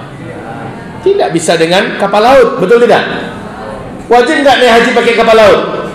Tidak. Tak boleh pakai pesawat naik haji. Kenapa? Kenapa? Nggak ada ayatnya dalam Al-Quran. Mana ada ayatnya? Pergilah kamu haji dengan naik pesawat, hukumnya wajib. Ada nggak? Nggak ada. Juga Nabi nggak pernah pergi haji naik pesawat. Itu buang ya. Sembarang mengecek saja. Demi Allah, kalau hiduplah Nabi Muhammad dulu pesawat sudah ada, pasti Nabi pilih pesawat. Karena Nabi lebih menyukai mana yang mudah, mana yang mudah. Yassiru wa la tu'assiru, pilih yang mudah-mudah, jangan kamu pilih yang sulit. Memang. Maka naik pesawat pergi haji namanya jibillah. Jibillah itu tak perlu dalil dari Al-Quran dan Sunnah, tak perlu contoh dari Rasulullah. Itu jibillah. Faham Bapak Ibu? Faham tidak? Sarana. Sekarang menuntut ilmu bagi laki-laki dan bagi wanita wajib apa tidak? Wajib. Sarananya apa? Apa saja yang bisa dipakai untuk menjadi sarana menuntut ilmu. Pondok pesantren itu sarana. Nggak ada di zaman Nabi pondok pesantren. Apakah mau kita katakan pondok pesantren bid'ah? Berani kita mengatakan begitu? Universitas Islam Madinah Al-Munawwarah yang ada sekarang di Madinah bid'ah. Kenapa? Nabi tak pernah buat. Nggak ada dalil dalam Al-Quran menuntut ilmu di Universitas Islam. Ini orang-orang memang yang otaknya nggak berkadar. Kenapa dia begitu mudah mengatakan bid'ah? Karena lah ayatnya nggak ada, karena Nabi tak buat. Itu sarana. Lah Maulid Nabi, kalau Bapak tahu, Ibu, kapan Maulid Nabi pertama sekali diadakan? Pada waktu apa? Zaman Nabi memang nggak ada. Zaman Nabi memang tidak dibuat. Maulid Nabi tak ada zaman Nabi Muhammad. Tak ada pula dalilnya dalam Al-Quran. Memang tak ada dalam hadis. Tidak pula dibuat oleh generasi salaf. Memang tak ada. Tetapi wahai kaum muslimin, Maulid Nabi pertama sekali diangkat oleh Salahuddin Al-Ayyubi dalam perang salib. Ketika itu semangat kaum muslimin semakin mengendur, semangat tempur, semangat perang semakin layu. Akhirnya satu persatu negeri Islam merontok ke tangan kaum salib. Mana yang dikuasai oleh kaum salib, masjidnya dihancurkan, Al-Qurannya diinjak-injak, dibakar, wanitanya diperkosa, anak-anaknya dibantai. Pokoknya menyedihkan, mengerikan. Berfikirlah sang panglima perang Islam yang hebat ini, apa yang saya lakukan? Maka Allah pun memberikan inspirasi dalam ilham, yaitu angkat acara, ceritakan kepada umat tentang hebatnya perjuangan Rasulullah menyebarkan Islam, menegakkan Islam. Lihat bagaimana para sahabat-sahabat di samping Nabi, pengorbanan mereka, perang mereka untuk membela Islam. Ceritakan itu dalam takbir akbar. Maka saya harus adakan acara ini.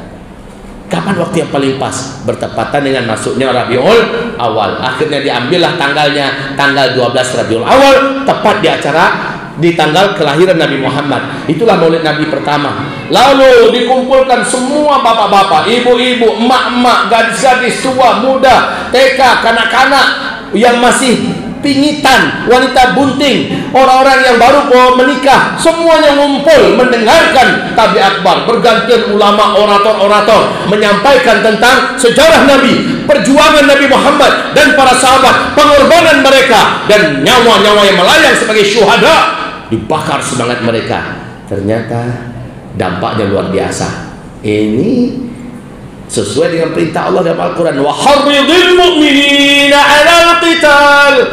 Bakar semangat orang-orang beriman untuk perang, hasung orang-orang beriman untuk bertempur.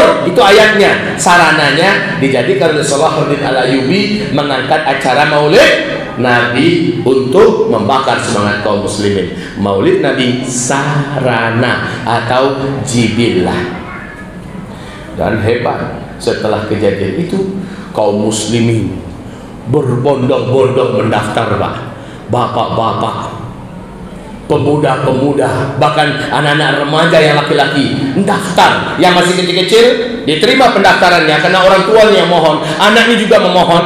Maka dilatih dulu keilmuannya, ibadahnya, akhlaknya, hafalan Qurannya, semacamnya, sambil fisiknya juga dilatih. Ketika fisiknya sudah siap, ilmunya sudah siap, dia sudah akil balik, badannya sudah oke, baru dilepas jadi pasukan untuk fase-fase berikutnya. Yang tua-tua kali, maka mereka tidak diizinkan, kecuali masih sanggup berjalan, tidak menyusahkan, silakan barisan paling-paling belakang, merawat barang-barang, menjaga ini segala macamnya, silakan. Ibu-ibu, mak-mak nanggalkan cincinnya, anting-antingnya, kalungnya, ikut. Walaupun dia sudah tak punya suami lagi, dia sudah tidak punya anak bujang lagi, tapi dirinya ingin bersama, maka dengan hartanya, Masya Allah, istri-istri yang baru menikah menghasung suaminya, pergi bang, adik bangga punya suami seorang mujahid, berangkat bang. Kalau abang syahid, tunggu adik di akhirat, selamatkan adik ya bang, kita jadi sepasang pengantin di dalam surga. Begitu para istri membakar suaminya. Kalau kini Pak, udah ijazah ini ya, Josi habis buat dia, iya. Gelombang tsunami setelah acara itu dahsyat. Negeri-negeri Islam yang ditaklukkan oleh kaum salib kembali bisa dibebaskan. Kata Salahuddin Al-Ayyubi, tahun depan kita akan perluas acara hebat macam ini, acara Maulid Nabi ini. Tahun depan seluruh negeri-negeri Islam diangkat acara yang sama, Maulid Nabi.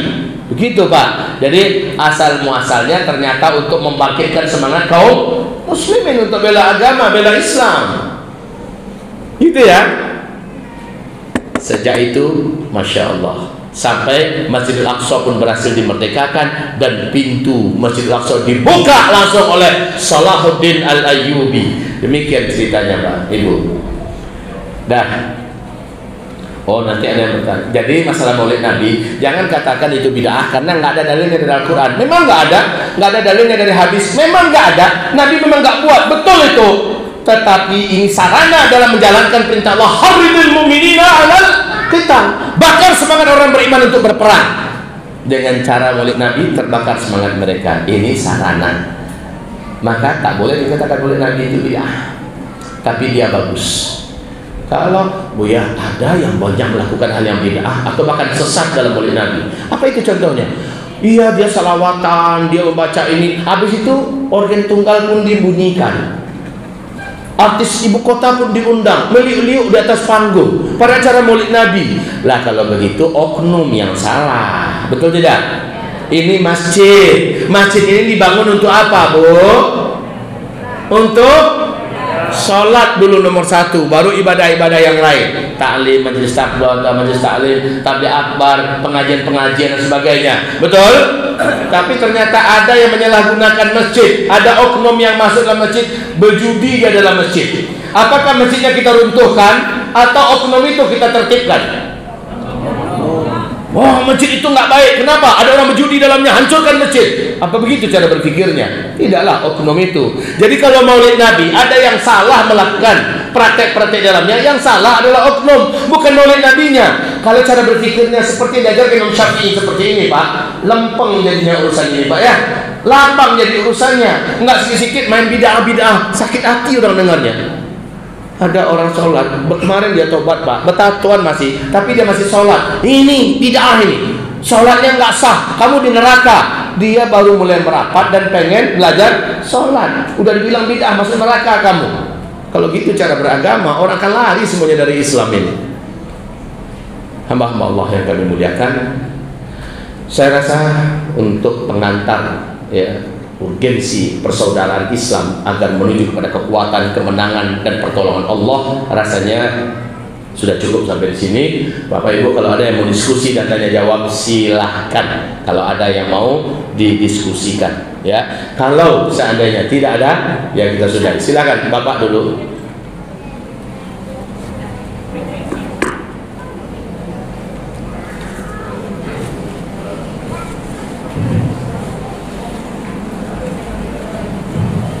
Bismillahirrahmanirrahim. Assalamualaikum warahmatullahi wabarakatuh. Waalaikumsalam. Nama saya Dr. Ustaz.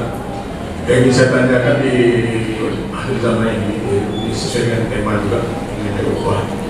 Kenapa terkesan kalau kutip ya Ustaz, ya, umat ini selalu salah pilih? Salah pilih. Ya, kalau terkutip. Ya. Yang kedua, Salah pilih apanya, Pak? tidak bisa dijabarkan juga. Mungkin secara umum kita tahu sendiri bagaimana keadaan sekarang ini. Kenapa kita ini selalu terkesan salah pilih? Yang kedua, kenapa di Sumatera Barat itu kita tahu bagaimana kentalnya Islam, tetapi kristenisasi itu sangat merajalela. Saya pikir itu, makanya saya selalu mengumpul.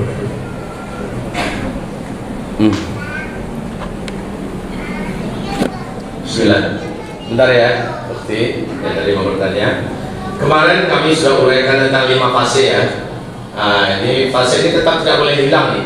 Fase pertama, Nabi yang memimpin umat 23 tahun. Fase kedua, para sahabat Khulafaur Rasyidin yang memimpin umat 30 tahun. Fase ketiga yang paling lama 1227 tahun. Ya, ini berakhir dengan runtuhnya khilafah Islam yang Utsmaniyah di Turki. Ya, 3 fase ini Islam masih memimpin 2/3 dunia. Artinya Islam masih memimpin dunia. Tapi pada fase keempat kata Nabi, nah ini fase keempat, Islam memang sedang tidak memimpin. Justru yang memimpin Islam dan kaum muslimin adalah para penguasa yang diktator. Maka ini fase kediktatoran. Ciri pada fase ini tidak ada khilafah Islamnya. Islam sedang tidak memimpin dunia. Ketika Islam sedang tidak memimpin dunia, semua kesesatan, semua kemurtadan, semua kefasikan, semua kemaksiatan, semua kesyirikan, semua kemunafikan, bahkan kemurtadan terjadi dengan begitu masif di sini. Karena tugas pemerintahan Islam dunia adalah merawat umat agar jangan sampai sesat, merawat umat agar jangan sampai maksiat, merawat umat agar jangan sampai murtad. Kalau ada aliran yang tak benar langsung dipadamkan. Itu tugas pemerintah. Tapi maaf, pemerintah yang sebulan ini, pemerintah Republik Indonesia atau di mana saja yang sekarang ini berkuasa, tidak ada satupun yang menjadikan Islam sebagai fondasi utamanya. Tidak ada, Pak. Tanya saja sama Presiden Jokowi kalau nggak percaya. Tanya sama hakim-hakim, tanya sama Kapolri, Panglima TNI, tanya, ini Republik Indonesia, ini pemerintahan Islam atau tidak? Pasti mereka menjawab, tidak. Kalau tidak, wajar toh. Kalau agama tidak dijaga, dalam artian ada aliran sesat dibiarkan malah. Katanya atas nama HAM, ya kan? Atas nama HAM, orang terserah mau milih apa, mau menganut Syiah, mau menganut sekte silakan, itu hak dia. Kan begitu dalam pemerintahan di fase keempat.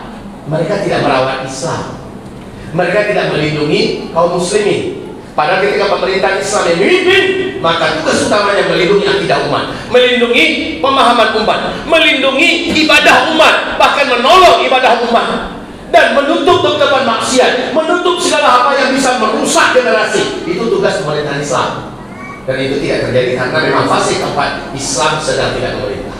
Tapi dijamin oleh Allah dalam Al-Quran surat An-Nur ayat 30 ayat 55 dan oleh hadis Nabi ini juga bahwa Islam akan kembali memimpin seluruh dunia total. 100% dunia akan dipimpin oleh Islam. Allahu Akbar.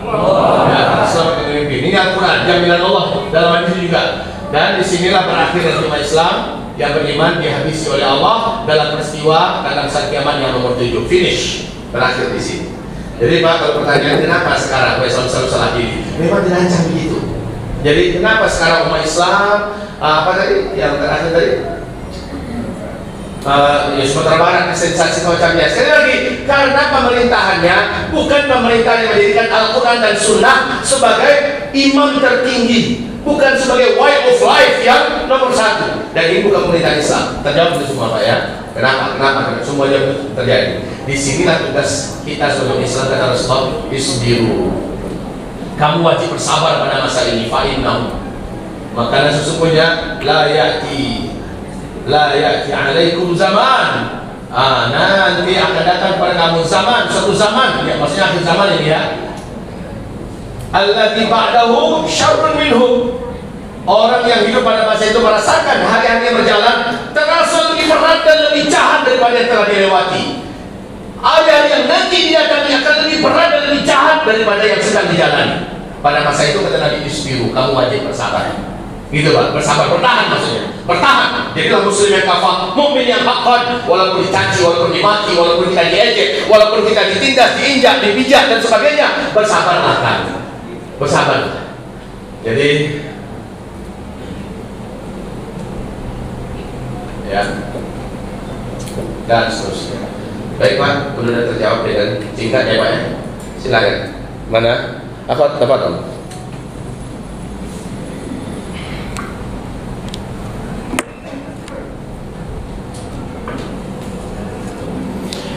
Alhamdulillah saya dapat kabar baik nih, Masya Allah. Terima kasih dari tim dan panitia Ustadz.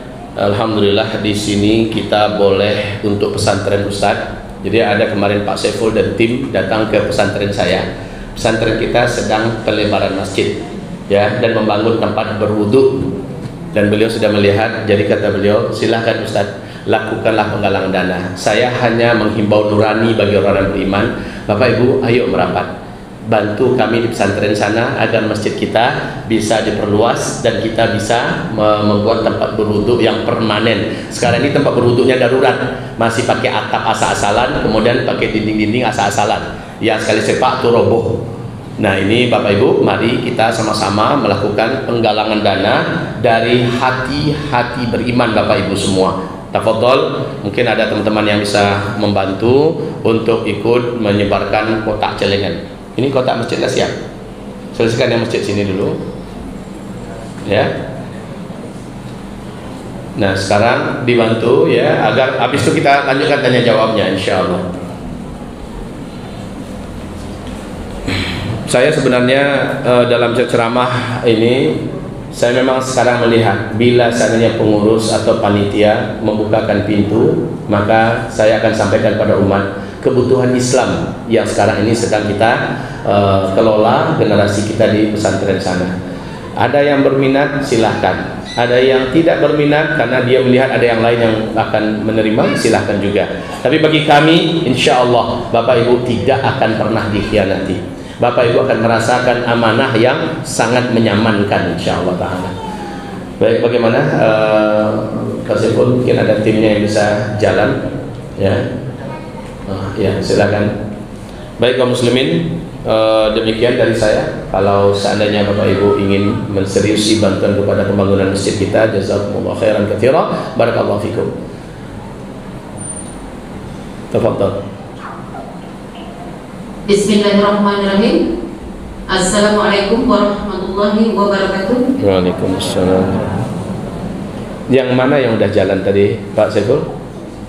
Yang udah jalan? Kotak tadi itu kotak masjid sini kan? Hah? Oh bukan, beda. Berarti sudah jalan? Enggak nampak jalannya. Oke. Ya silakan. Oke, itu dia ya. Baik. Maaf, anak Reni. Anak mau bertanya di luar tema ya Pak Ustaz. Yap. Pada umumnya kaum ibu-ibu pasti ingin bertanya penghasilan suami hari per hari, bulan ke bulan. Boy. Karena di dalam Al-Quran pun sudah tercantum di ayat 168 Al-Baqarah, ya ayyuhan nasu kulu mimma fil ardi halalan thayyiban wa la tattabi'u khutuwatis syaitani innahu lakum aduwwun mubin. Berarti seorang wanita atau seorang istri, Pak Ustadz, apakah pantas menanyakan kepada suami apabila berlebih dia dapat uang hari per hari atau dia dalam per bulan, Pak Ustadz? Karena kita kan diwajibkan untuk makan yang halal dan thayyiban. Itu saja Pak Ustadz. Lebih kurang saya mohon maaf. Assalamualaikum warahmatullahi wabarakatuh. Waalaikumsalam warahmatullahi wabarakatuh. Ya, saya seperti mendengar sahabat toppers. Ya, baiklah. Ini pertanyaannya boleh atau wajib, kan gitu kan? Bolehkah wanita bertanya penghasilan suaminya, atau wajibkah wanita bertanya penghasilan suaminya hari per hari? Jawabannya sederhana saja, bahwa wanita untuk bertanya boleh tidak? Jawabannya boleh, kalau hanya sekedar bertanya. Tapi suami boleh tidak menjawab. Suami boleh tidak menjawab. Istri silahkan bertanya, tak salah itu. Dan suami jangan marah. Kan enggak kau tanya lo kau. Enggak boleh suami macam itu. Ya, adik percaya nggak sama abang bahwa apa yang adik makan insya Allah halalan thayyiban mubarakah. Tapi memang pemasukan abang kadang-kadang berbeda. Satu bulan bisa lebih, satu bulan bisa berkurang. Tapi yang jelas abang selalu menyalurkan untuk yang membahagiakan dunia akhirat kita. Cukup kata suami begitu. Ya sudah cukup, nggak usah dicongkel pula lagi. Abang kan punya penghasilan dari anu. Abang juga ada usaha sampingan anu. Abang kemana perginya semua abang? Kemana perginya semua abang? Ini sekarang abang, anak kita mau ikut les anu, abang bilang nggak ada uang, mau ikut apa? Jangan punya simpanan baru nggak? Tak kemana-mana perginya lagi. Jadi sekarang kalau istri mau bertanya, suami sudah menjawab, apa perintah Rasulullah? Bila kamu sudah dijawab, kamu kedepankan husnuzon, baik sangka. Kalau dia bohong, itu bohongnya dengan Allah. Kalau dia jujur, maka kejujurannya juga akan bersama dengan keridhaan Allah. Gitu aja. Dan para suami, bila kita sudah berumah tangga, kita punya penghasilan, nggak ada salahnya Pak, Bapak boleh bercerita pada istri. Penghasilan abang satu bulan, total semuanya, kalau dilihat berkisar antara 5 sampai 6 juta. Yang abang serahkan padamu kan baru 3,5 juta pokoknya satu bulan. Sisanya abang kemana ini? Abang kirim untuk orang tua 500.000, untuk emak 500.000, untuk bapak. Kemudian ada adik abang yang masih kuliah, abang kirim anu. Kemudian ada yang kena sisa itu uang saku abang untuk isi minyak, untuk hal yang emergensi semacamnya. Suami juga untuk supaya nyaman hati istri Pak. Kita juga boleh menyampaikan itu Pak, demi nyamannya hatinya. Tapi kalau saatnya kita bohong pada istri, sementara yang kita tutupi bukan yang salah, bohong macam itu dibolehkan dalam agama. Karena istri kita bisa jadi sampilik Pak, bisa jadi istri kita pelit, ya. Istri tak mau kalau kita bersedekah, boleh kita bohong. Penghasilan saya cuma 4 juta semua deh, padahal 5,5 juta. Dia bilang cuma 4 juta, karena dia suka bersedekah, dia membantu keluarga, dia membantu emak bapaknya. Istri nggak mau karena istri pelit umpamanya, boleh suami bohong. Dalam hal itu bohong dalam menutupi yang baik. Yang nggak boleh bohong itu menutupi yang buruk. Abang nggak ada punya istri deh, nggak ada, swear. Padahal udah 2 bininya yang lain. Ya Bu ya. Silakan kalau ada pertanyaan yang lain. Syukur-syukur masih di dalam tema. Ya, silakan.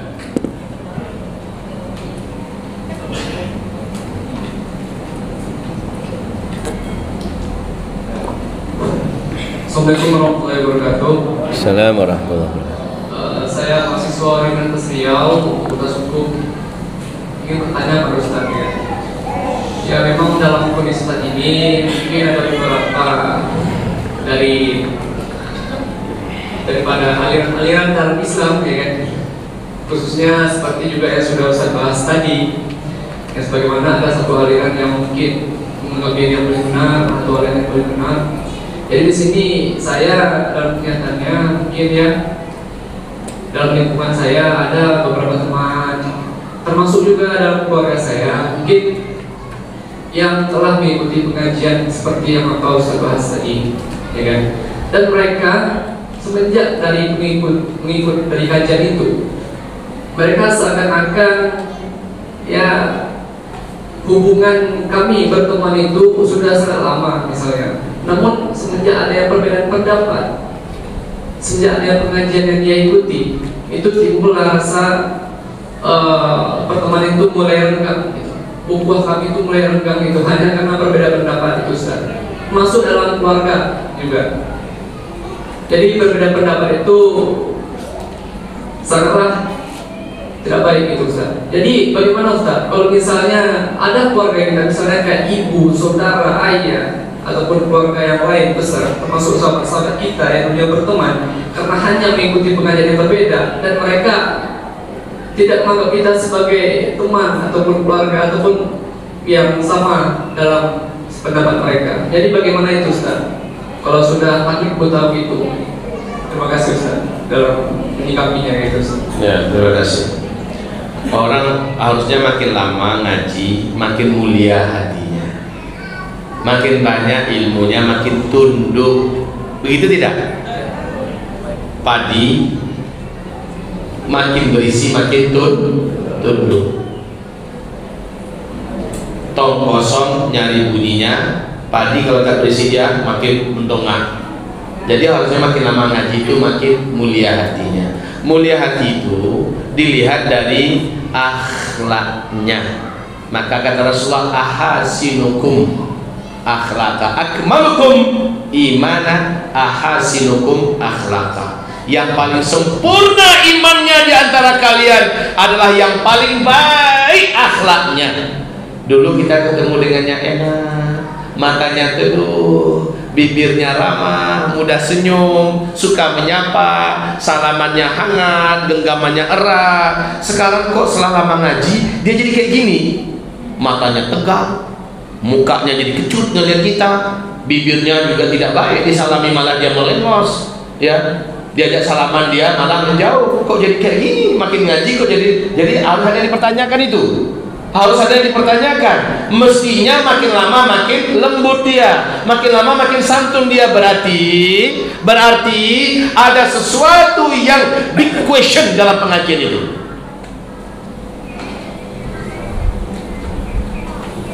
Ada sesuatu yang salah. Yang salah itu apabila dia mengajak itu ta'assub hanya kepada kelompoknya dan mengklaim bahwa orang-orang di luarnya semuanya sesat dan salah. Lah, yang kita tiru itu Rasulullah itu nomor satu, baru sahabat, setelah sahabat baru tabi'in, baru tabi'in. Ya kan begitu? Maaf ya, kelompok itu yang diikutinya adalah orang-orang atau ulama-ulama atau tokoh-tokoh yang hidup zaman-zaman akhir ini. Kalaupun ada di zaman generasi keemasan Islam ditirunya, lah yang pertama kali ditiru itu Rasulullah. Beda agamanya, beda akidahnya, diludahi Nabi oleh orang tersebut, orang Yahudi ya. Asal lewat Nabi di depan rumahnya, meludah dia. Tapi sakit dia, Nabi yang paling pertama datang menjenguknya. Sakit dia, Nabi yang bawa oleh-oleh, makanan, minuman, dan mendoakan, sembuh ya Pak. Nangis dia jadinya. Kau selalu saya hina, kau selalu saya sakiti, kau selalu saya ludahi, tapi engkau yang pertama mengunjungiku saat aku sakit. Beginikah akhlakmu? Akhirnya dia pun menyatakan syahadat, masuk Islam. Itu akhlak Rasulullah yang ditiru, bukan ulama-ulama belakangan yang katanya duduk dengan ulama ahli bid'ah itu sama dengan dalam bara api yang memanggang pantatmu, harus keluar dari situ, jika tidak api neraka akan memanggangmu.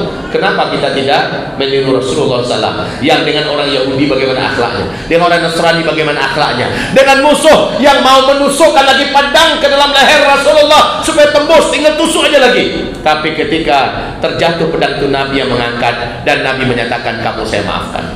Kenapa bukan itu ditiru?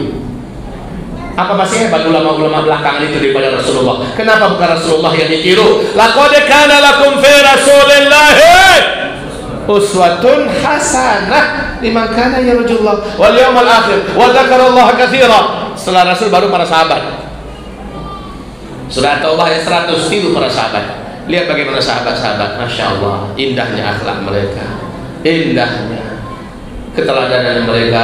Mereka berbeda pada dalam hal politik. Yang satu mengikuti Abu Ubaidah, yang satu mengikuti Abu Bakar ketika Nabi meninggal. Ketika berhasil Umar bin Khattab meyakinkan mereka, Abu Bakar lagi banyak, semuanya jadi melebur bersatu lagi. Itu akhlak. Kalau kita sekarang kayak lakum dinukum, yang satu memilih ini, yang satu milih ini, ketemuan nggak mau, ini musuhku. Yang kita tiru itu siapa? Rasulullah kan, sahabat kan. Kalau begitu ada sesuatu yang perlu kita pertanyakan di pengajian itu. Mereka ngajarin siapa yang ditiru. Kalau Rasul ditiru, nggak mungkin begitu akhlaknya. Murid-murid saya Pak, Bu, murid saya dari kecil ngajinya dengan saya, tapi maaf ikut ngaji sebentar dengan kelompok itu, sekarang sudah bisa membidah-bidahkan, mengkafir-kafirkan Ustaz Zul itu anjing neraka. Dari kecil dia belajar dengan kita. Begitukah dia yang didapatkannya dari guru barunya yang mengajarkan permusuhan dan kebencian, yang keluar dari mulutnya adalah kata-kata sumpah serapah dan kutukan? Itukah yang didapatkannya? Sementara kita mengatakan afsyus salam, sebarkan assalamualaikum sesama saudara muslimmu. Betul tidak? Rasul mengajarkan sodorkan tanganmu ketika berjabatan tangan, berguguran dosa kalian. Ini kita sodorkan, dia buah muka. Macam itukah? Maka Nabi mana yang sedang didengarkannya? Rasulullah yang mana yang sedang diikutinya? Itu jadi pertanyaan kita. Maka guru-guru itu termasuk guru-guru yang mengajarkan sebuah kepicikan, kesempitan, dan membuat Islam ini menjadi dibenci. Paham? Allah alam. Semoga Allah lindungi kita dari akhlak yang tak baik. Karena iman yang terbaik itu adalah iman yang nampak dalam akhlak yang paling baik. Orang yang paling dekat dengan saya pada hari kiamat, kata Rasulullah, orang yang paling baik akhlaknya, yang paling dekat dengan Nabi nanti pada hari kiamat, yang paling baik akhlaknya. Mungkin begitu. Saya rasa selesai, cukup. Bila sudah selesai, mari kita mengaminkan doa berikut ini. Ya, Bismillahirrahmanirrahim. Al-Fatihah. A'udzu billahi minasyaitonir rajim. Bismillahirrahmanirrahim. Alhamdulillahi rabbil alamin. Arrahmanir rahim. Maliki yaumiddin. Iyyaka na'budu wa iyyaka nasta'in. Ihdinas siratal mustaqim. Siratal ladzina an'amta 'alaihim ghairil maghdubi 'alaihim waladdallin. Amin. اللهم صل وسلم على هذا النبي الكريم وعلى آله وصحبه أجمعين. اللهم اغفر للمسلمين والمسلمات والمؤمنين والمؤمنات الأحياء منهم والأموات برحمتك يا سميع قريب مجيب دعوات. ربنا لا تزغ قلوبنا بعد إذ هديتنا وهب لنا من لدنك رحمة إنك أنت الوهاب. ربنا فاغفر لنا ذنوبنا وإسرافنا في أمرنا وثبت أقدامنا وانصرنا على القوم الكافرين.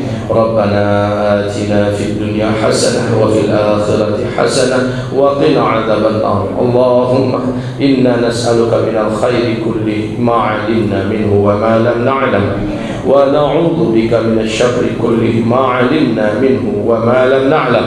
اللهم إنا نسألك من خير ما سألك به نبيك محمد صلى الله عليه وسلم وعبادك الصالحون ونعوذ بك من شر ما استعاذك منه نبيك محمد صلى الله عليه وسلم وعبادك الصالحون. اللهم ربنا إنا نسألك العافية في الدنيا والآخرة. اللهم إنا نسألك العفو والعافية في ديننا ودنيانا وأهلنا وأموالنا. اللهم استر عوراتنا وآمن روعاتنا. اللهم احفظنا من بين أيدينا ومن خلفنا وعن يميننا وعن شمالنا ومن فوقنا ونعوذ بعظمتك أن نغتال من تحت أقدامنا. ربنا ربنا ربنا آتنا في الدنيا حسنة وفي الآخرة حسنة وقنا عذاب النار. سبحان ربك رب العزة عما يصفون وسلام على المرسلين والحمد لله رب العالمين. اللهم آمين اللهم آمين اللهم آمين. وصل اللهم على سيد الأنبياء والمرسلين سيدنا محمد صلى الله عليه وسلم وعلى آله وصحبه أجمعين. ajma'in. Amin amin amin ya rabbal alamin. Amin. Bapak Ibu, semoga Allah kabulkan doa kita barusan ya. Mudah-mudahan warna persaudaraan di hati Bapak Ibu terhadap sesama saudara muslim Ahlus Sunnah wal Jamaah semakin santun dan lembut, saling mencintai, saling menghargai. Dan biarkanlah kalau ada masih kelompok-kelompok yang bersitegang pendapatnya dengan mengatakan hanya dia saja benar, tinggalkan sajalah itu. Ya ibaratnya biarkan anjing menggonggong, kafilah tetap. Yang menggonggong tadi siapa? Siapa tadi? Nah, biarkan itu menggonggong, kita kafilahnya. Kafilah tetap berjalan, berlalu. Ya, jadi dalam hal ini kita juga wajib rambu-rambu persaudaraan tadi jangan sampai kita langgar. Ya, kita saling mencintai, menolong, membela, memuliakan, melindungi dan seterusnya. Itu yang pertama. Yang kedua, di luar sana panitia IO kita menyediakan herbal Nabi yang pilihan. Ada madu, ada habat sauda, ada minyak zaitun dan sebagainya. Silakan didapat karena dalam membeli ada keberkahan dan di dalam membeli ada sesama kita untuk menolong saudara muslim kita yang membutuhkan. Baik Bapak Ibu yang kami muliakan, kami juga secara pribadi membawa juga ini. Ini adalah madu murni yang langsung saya yang meruqyahnya. Disolatkan dengan solat hajat, diruqyahkan dengan ayat-ayat pilihan, ayat-ayat penghancur sihir, penghalau gangguan dan penguat syifa, kesembuhan. Dan lalu kita doakan dengan doa Nabi SAW, lalu dengan doa kita pribadi. Bapak Ibu, puluhan ribuan, kami tidak bisa mengatakan puluhan ribu, tapi sudah ribuan informasi sampai pada kami, orang-orang yang Allah sembuhkan setelah mereka mengkonsumsi madu yang benar yang telah kita ruqyah. Insya Allah sangat bermanfaat. Kata Rasul, jika kamu sakit, sembuhkanlah dengan dua penyembuh yang pasti menyembuhkan, Al-Quran dan madu. Dan sekarang ada di sini Bapak Ibu, akan dapatkan di luar. Dan ini punya keuntungan. Saya sampaikan informasi yang mulia, bahwa keuntungannya 100% adalah untuk agama Allah Subhanahu wa taala. Makanya saya berani menyampaikannya kepada Bapak Ibu. Semua keuntungannya kembali untuk menolong agama Allah. Kita punya mahasiswa-mahasiswa yang mulia, pintar, cerdas, berakhlak di luar negeri sana, kita biayai dari sini. Kita punya santri-santri 30% yang tak mampu membiayai, kita suntik biayanya dari sini. Kita punya guru-guru hampir 200 orang dan sebagainya, kita subsidi gajinya, digaji dari sini. Kita ada pembangunan masjid dan sebagainya juga ditarik dari sini. Jadi semua keuntungannya adalah untuk agama Allah Subhanahu wa taala. Oleh karena itu, bila Bapak Ibu mendapatkannya di luar, minta kesembuhan dari Allah dan dia akan menambah tabungan akhirat kita. Ya, itu informasinya. Kemudian kalau yang ini hanya 2 negara di dunia ini yang diberi oleh Allah rezeki qistul hindi, yaitu India dan Arab Saudi. Kita impor, kemudian kita campur dengan 7 herbal pilihan lainnya, lalu diruqyah. Namanya qistul hindi. Semua penyakit yang berhubungan dengan masalah pernafasan, tenggorokan, hidung, bahkan sampai kepada asam urat, ya, sampai kepada masalah paru-paru, jantung dan sebagainya, ini Allahu Akbar. Caranya cukup diteteskan di bawah lidah. 1 tetes jadilah. Pagi 1 tetes, sore 1 tetes. Bila Bapak tak kuat, Ibu tak kuat, ini madu kan, teteskan aja ke madu, 1 tetes, paling banyak 3 tetes, aduk, minumlah. Ya, insya Allah informasi yang sampai kepada kami dari orang-orang yang positif kemarin ini COVID, Pak. Ini informasinya sampai kepada kami. Bahkan Ustaz Hidayat juga mempromosikan agar umat mengkonsumsi dari hadis Nabi ini ya. Mereka yang isolasi mandiri karena positif COVID, hanya 3 atau 4 hari mereka konsumsi ini, alhamdulillah langsung negatif. Ya, ini menunjukkan bahwa apa yang digambarkan Nabi Muhammad SAW adalah sesuatu kebenaran. Ini juga ada di luar, dapatkan untuk bisa menyempurnakan ikhtiar Bapak Ibu buat kesembuhan. Barakallahu fikum. Mari kita baca surat Wal Asri bersama-sama. A'udzu billahi minasy syaithanir rajim. Bismillahirrahmanirrahim. Wal 'asr innal insana lafi khusr illa alladhina amanu wa 'amilus shalihat wa tawasaw bil haqq wa tawasaw bis sabr. Allahumma arhamna bil Qur'an wa sadaqallahul azim. Baca doa kafaratul majlis. Kata Nabi SAW, siapa yang baca doa ini, maka sebelum dia berdiri tempat duduknya masing-masing, Allah gugurkan seluruh dosa-dosa kecil yang terlanjur ia buat sebelum itu. Mari kita baca. Subhanakallahumma wa bihamdika asyhadu an la ilaha illa anta astaghfiruka wa atubu ilaik. Walhamdulillahi rabbil alamin. Wabillahi taufiq wal hidayah. Mohon maaf lahir batin. Semoga kita kembali berjumpa di waktu yang berbeda dengan kesehatan yang prima. Amin ya rabbal alamin. Assalamualaikum warahmatullahi wabarakatuh.